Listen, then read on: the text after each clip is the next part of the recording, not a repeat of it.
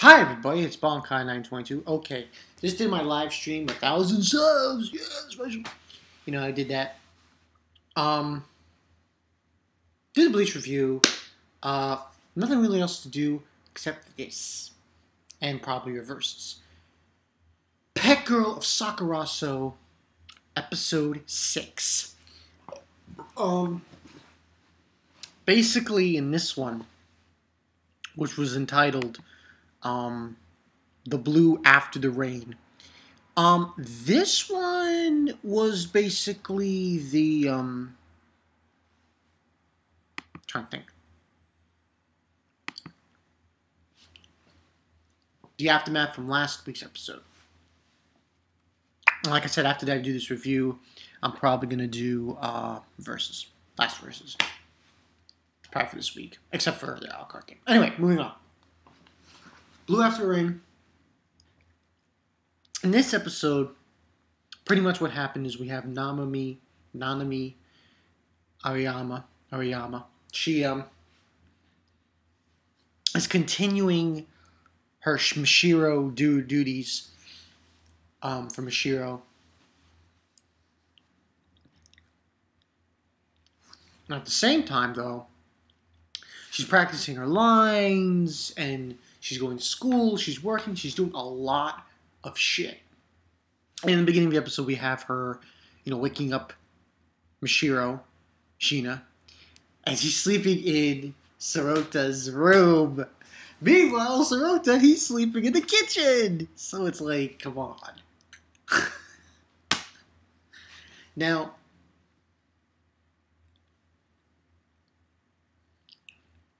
the episode itself was actually pretty sad. Oh man, it was actually pretty sad. To a certain extent, a tearjerker, a little bit, just a little bit. Because certain things happen in the episode to NAMAMI Ariyama that is really sad. I'm like, So, she's going into the kitchen saying for Sorota to wake up, and she's about to, I think, do Shina's laundry. And the whole bit there is that she Shina's trying to do it herself. She's got to take the cap off, she says. And there's a scene where we see that Shina's looking at Sorota to some extent, and that's what's happening in that scene. Now,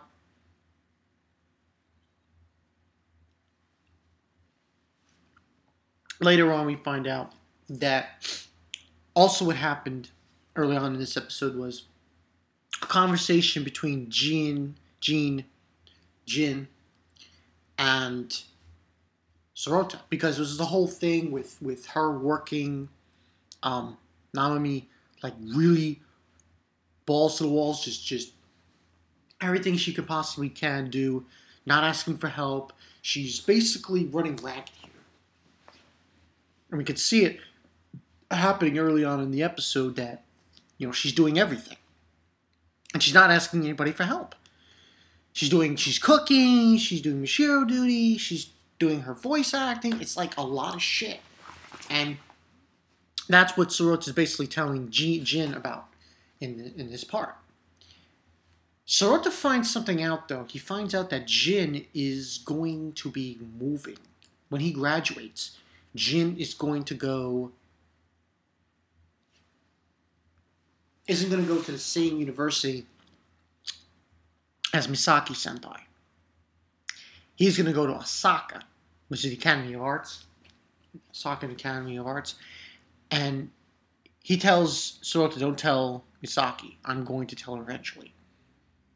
And then we have a scene where he goes back to his room, Sorota, and he's thinking about it, keeps thinking about it, until, we have this thing where Misaki shows up out of nowhere and starts, she's like, oh, what do you say? What did he say about me? What did he say about me? There's this whole bit between the two. She's like, He's like nervous. So I'm saying, didn't say anything. And she's got this depressing. It was weird that, we had this thing with Misaki and the thing with Namami. Namami. Aoyama. Can't say that name correctly.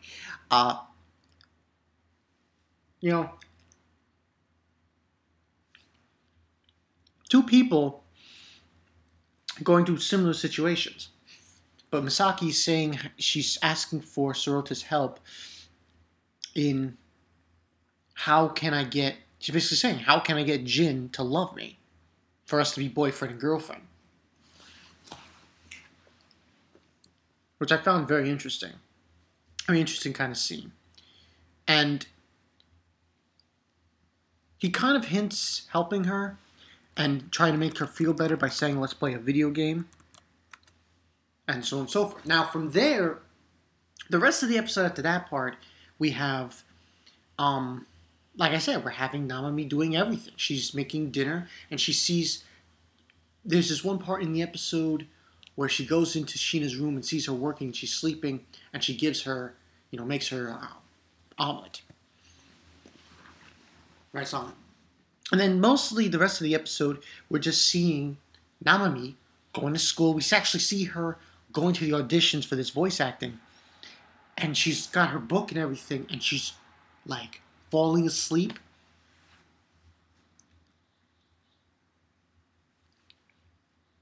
Getting to a point where, she's losing everything. She's, like, totally out of it. And I forgot to also mention there was a scene where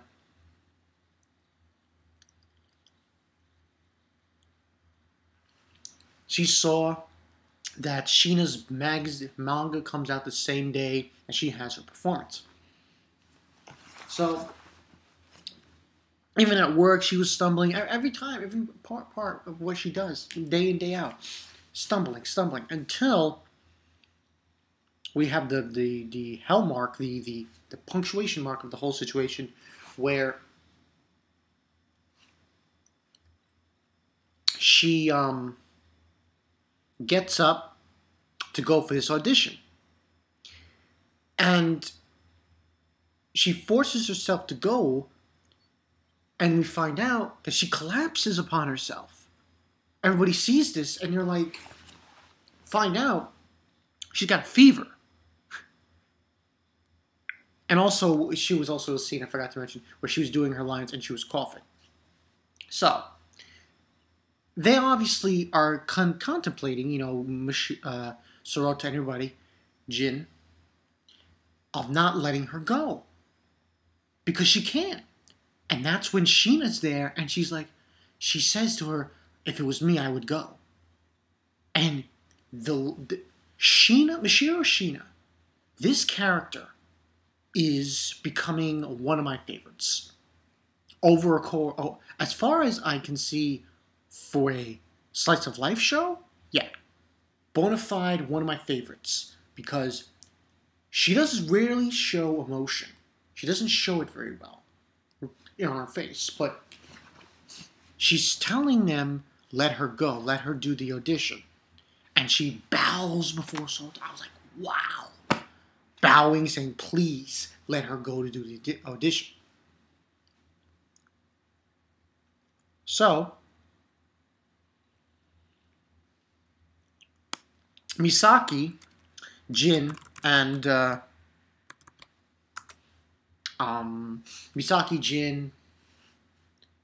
Sorota decide, yes, we'll do it.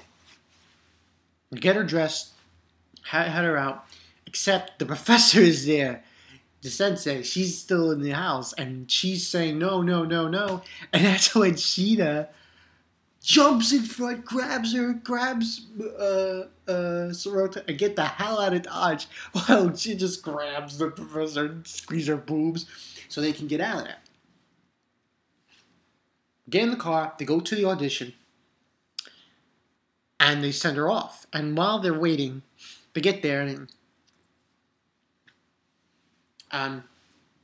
while they're waiting, Mashiro and Sorota, they go into a cafe to see the magazine, and we have this interesting thing where Mashiro doesn't really care that Sorota forgot that it was her magazine that came out that day. But secretly enough, he does something that surprises her. So I'm basically waiting for her to come out. When she comes out finally, it's raining. And it's just an emotional scene. She gets blamed. One of her friends is like, you shouldn't have come at all, and blah, blah, blah. You should have stayed home. You shouldn't have done this. And she walks past her with a very mean attitude. And then she starts blaming herself towards Sorota and everything. And then he is like saying to her, no, no, no, no, no. It's okay. It's not your fault. Blah, blah, blah. Don't call yourself an idiot. You know?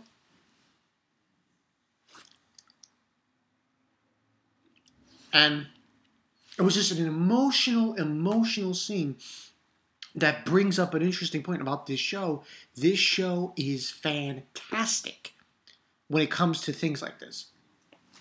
And I'm definitely giving this a 4 out of 5. This was a fantastic episode. So we had that scene. He consoles her, brings her home. And it was just an emotional scene. It was just so one of those awe moments, you know? And then we have a scene with Jin, Sorota, and Misaki talking about her and how she never, because of her parents, she just didn't want to end up like them. And that's why she was being very stubborn and not asking for anyone's help. And